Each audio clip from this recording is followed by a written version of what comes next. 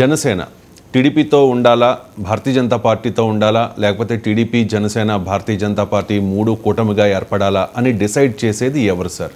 ఎవరు in the sense ఏ పార్టీకి? ఇంత క్లియర్గా చెప్పాను కదండి, బీజేపీ డిసైడ్ చేస్తారు. టీడీపీ ఇంత క్లియర్గా చెప్పాను కదా క్వశ్చన్ ముందే. జనసేన ప్రతిపాదన మూడు పార్టీలు కలవాలని టీడీపీ సిద్ధమే, ఇక తేల్చుకోవాల్సిన బీజేపీ కదండి. Right sir.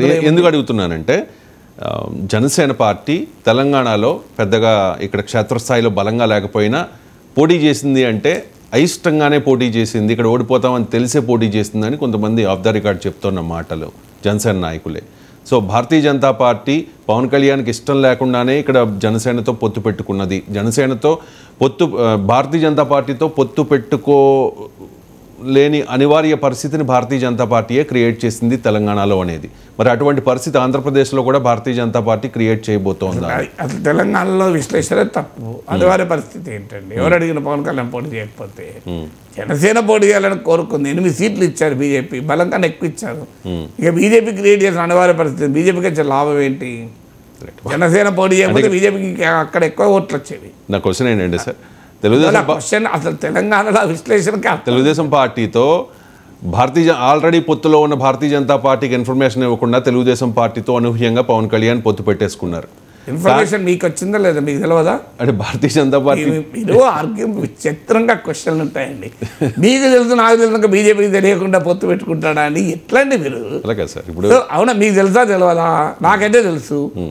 జనసేన పొత్తు పెట్టుకున్న సంగతి నాకు తెలుసు, బీజేపీ తెలియదా? Right sir. పొత్తు పెట్టుకుంటారని తెలుసు, కానీ అనూహ్యంగా రాజమండ్రి సెంట్రల్ జైలు బయట చంద్రబాబుతో ములాఖాత్ అయిన తర్వాత వెంటనే ప్రకటన చెప్పారండి. అంతకుముందే చంద్రబాబు నాయుడుతో కలిశాడు, కలిసి పోటీ చేస్తూ విజయవాడలోనే పవన్ కళ్యాణ్ ఆపినప్పుడు చంద్రబాబు నాయుడు వెళ్ళి పరామర్శించినప్పుడే పవన్ కళ్యాణ్ చెప్పాడు, మేము టీడీపీ కలిసి పనిచేస్తామని.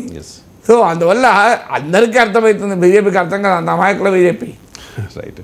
అంటే ఇక్కడ మొత్తం అంతా కూడా భారతీయ జనతా పార్టీ కోర్టులో ఉంది, డిసైడ్ చేసేది భారతీయ జనతా పార్టీ మాత్రమే. అండర్స్టూడ్ కదా, రవిశంకర్ కోర్టులో ఉందని చెప్పమంటారా? అండర్స్టూడ్ కదండి క్వశ్చన్. Right sir. ఇక అందులో మీ క్వశ్చన్ నాకు అర్థం కాదు సార్. స్ట్రైట్ గా అడుగుతున్నా సార్, చంద్రబాబు నాయుడు గారికి ఇష్టం లేదనుకోండి భారతీయ జనతా పార్టీతో కలిసి వెళ్ళడం. ఎవరు చెప్పారు ఇష్టం అనుకోండి సార్, ఒకవేళ పవన్ కళ్యాణ్ మళ్ళీ ఒకవేళ ఏంటండి, నాకు అర్థమే కదా. ఒకవేళ ఏంది?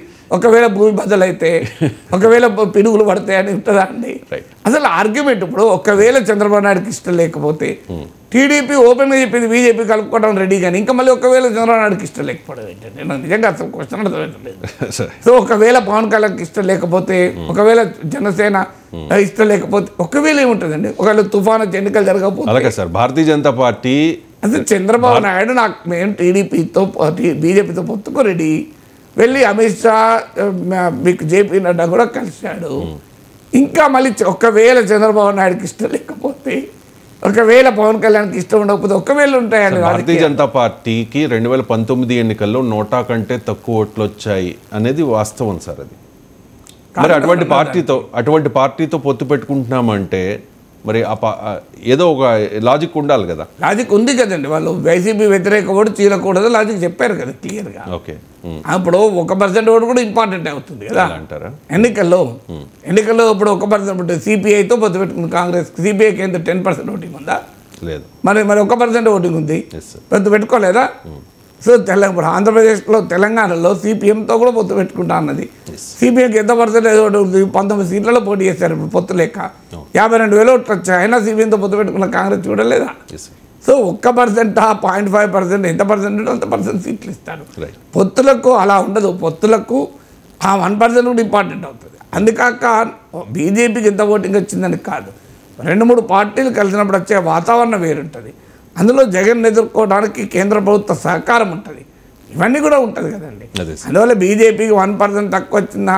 అది టీడీపీ జనసేనలు ఆల్రెడీ ప్రకటించాయి, మేము బీజేపీతో కలుపుకోవడానికి రెడీ అని.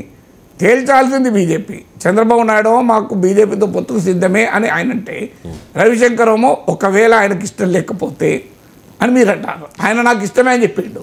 Right sir. సీట్ల పంపకంలో అసలైన వ్యవహారం ఉంటుంది కదా సార్. ఇప్పుడు సీట్ల పంపకం అది ఎలాగుంటుందండి? Right sir.